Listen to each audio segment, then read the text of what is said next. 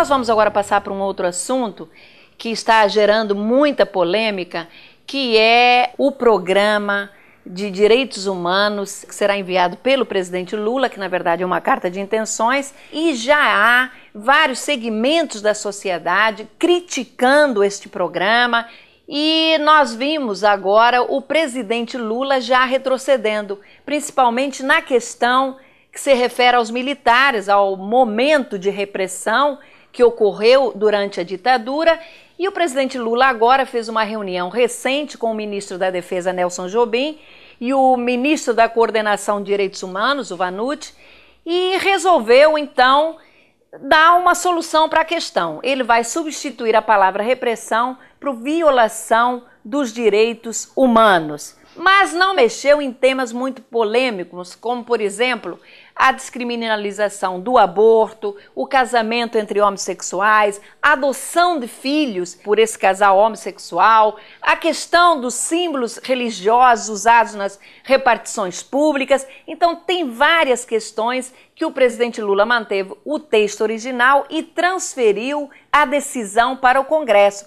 Se não aprovar, então vai para o Supremo Tribunal Federal. Mas uma coisa certa, o presidente vai conseguir aprovar porque a sua base no governo está muito consolidada. Além da sua base, tem também aquele grupo de congressistas que são atendidos numa emenda aqui, outra emenda ali, que irão beneficiar as suas bases eleitorais e muitas vezes também a troca de favores. No entanto, Pedro e Gerson, tem questões que realmente têm que ser encaradas de frente. A questão do aborto, ela não pode mais esperar. Tem que haver uma discussão ampla do assunto, o homossexualismo também e os símbolos religiosos, nem se fala. O fato é que houve um recuo do governo e a decisão final vai caber mesmo ao Congresso. Gerson, o que você tem a dizer? Tereza, vai voltar a paz ao reino do Brasil. Quem diria?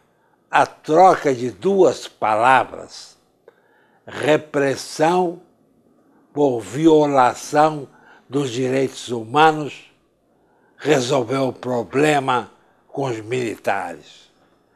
É apenas uma questão de corporativismo, pois a grande maioria dos militares que participou da ditadura já morreu, e os que estão na ativa não exerceram o comando no período de exceção.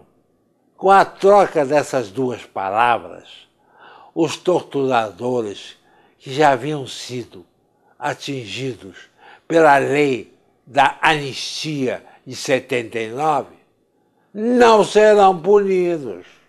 Para nós, a verdade deve ser sempre adotada, mas nesse caso, sem revanchismo. A verdade tem que vir de dentro do pensamento, sem interpretações. Não se resolve o problema com trocas de palavras ou, melhor, conveniências. A solução está na adoção de princípios.